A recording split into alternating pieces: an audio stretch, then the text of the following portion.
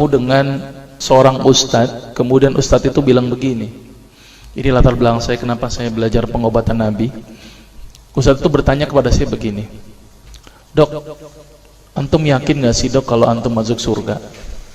Kira-kira kalau ditanya seperti itu, Bapak jawabnya gimana Pak? Yakin gak sih Pak masuk surga? Insya Allah pasti ya. Saya jawabnya pada waktu itu apa? Yakin Ustaz, saya masuk surga karena Allah menurut prasangka hambanya. Tapi Ustaz itu bilangnya lain. Kayaknya antum masuk neraka deh. Waduh, Masya Allah kok bisa bilang begini Ustaz? Dari mana antum berpatokan anak masuk neraka? Tapi Ustaz itu cukup cerdas. Dia memberikan data-datanya ke saya. Maka saya bersyukur kepada Ustaz tersebut ya. Dia ambil pada waktu itu, mohon maaf ya, saya menyebut merek, mohon maaf. Diambil obat, ya dok. Saya nyebut merek, mohon maaf ya, Lovenox. Obat apa itu? Obat yang dipakai untuk mengencerkan darah. Biasanya diberikan pada penderita penyakit jantung, stroke dan gangguan bekuan darah. Lovenox. Di situ tertuliskan kata apa? Porsin origin. Ada yang tahu porsin? Ada yang tahu? Nggak ada yang tahu. Berarti kalau dokter ngeresepin obat apa ya ditelan semuanya nih. Masya Allah. Porsin itu isinya Pak, babi Pak. Malah di boxnya tertulis kata-kata benar-benar bersumber dari babi. Saya bilang, waduh, berarti dok kalau antum ngeresepin porsin satu pasien, antum telan itu obatnya, kira-kira ibadah orang tersebut diterima nggak sama Allah? Diterima atau tidak tuh? Tidak akan diterima dok. Siapa yang dipersalahkan nanti? Antum yang menuliskan resep. Satu. Diambil lagi obat yang kedua. Saya cerita latar belakang dulu ya sebelum saya terapi senyum. Diambil obat yang kedua. Pada waktu itu diambil apa? Actrapid. Apa itu? Insulin. Tulisannya apa? Human insulin. Jadi diambil dari manusia yang telah meninggal. Diambil pankreasnya, insulinnya, yang menderita penyakit kanker pankreas, dibuatlah obat. Berarti dokter sudah menyuntikkan manusia ke dalam manusia. Diambil lagi obat yang ketiga. Luar biasa ini dokter. Apa Ustadz ini? Diambil obat namanya analsik. Apa itu analsik? Obat untuk pusing. Ini di kalangan dokter sering resepin ini. Isinya apa? Antalgin dan diazepam. Diazepam, makanya kalau orang minum obat ini pasti ketagihan, saya yakin. Kalau minum obat warung nggak ngefek ini. Karena kenapa? Karena mengandung diazepam. Diazepam itu apa? Narkoba Pak. Bikin kita teler. Maka itu cara nyari uang paling gampang, kasih aja resepin analsik, pasti balik lagi dia. Karena kenapa? Narkobanya bikin kecanduan. Dia mengandung diazepam. Diazepam fatwa ulama bagaimana? Haram. Diambil lagi obat batuk, kodein.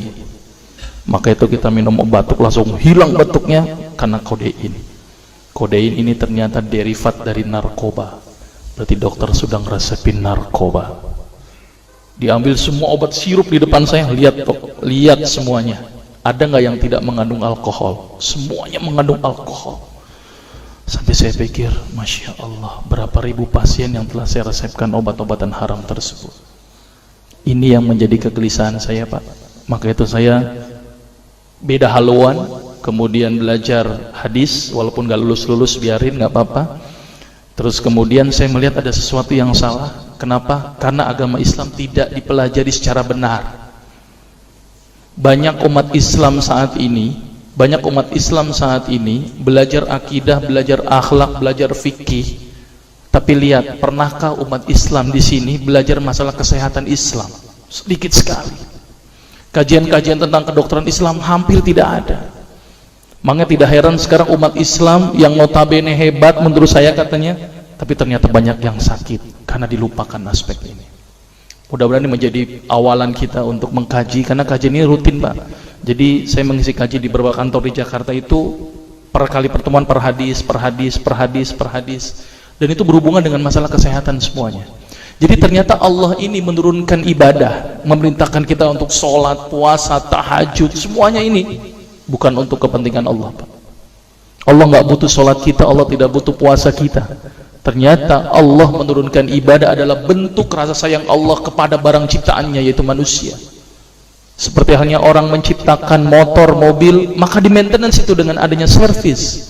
Maka Allah juga memaintenance barang ciptaannya, yaitu manusia, dengan servis. Servis yang dilakukan adalah dengan ibadah. Jadi kalau seandainya kita tidak melakukan ibadah, sama aja tidak mau servis diri kita sendiri. Saya akan terangkan ternyata semua amalan yang dicontohkan Rasul itu bermanfaat dari sisi kesehatan. Saya akan mulai nanti dengan terapi senyum ya. Ini lewat saja. Ini saya mohon maaf nyebutin obat-obatannya, mohon maaf ya. Ini juga mengandung plasenta. Plasenta itu ari-ari ya. Jadi di luar negeri itu ari-ari dipakai obat, Pak. Kalau di Indonesia diapain, Pak? Dikubur, kadang-kadang pakai apa? Kaca, pulpen, buku, kadang-kadang pakai kurungan ayam, kreatif, tapi kreatif nggak benar. Gitu ya. Di sana ini obat Lovenox namanya ya, jadi bersumber babi. Ini yang mengandung narkoba. Wah, dulu tuh saya kalau jadi dokter gila-gilaan pengasih narkoba, Pak. Setiap ibu hamil, setiap ibu datang dengan bawa anak kecil, itu anak kecil Pak saya kasih narkoba, Pak. Kenapa? Karena ibu-ibu paling seneng kalau anaknya datang terus kemudian tidur pules. Wah, seneng banget tuh ibu-ibu. Apalagi obatnya yang tokcer, paling seneng itu orang.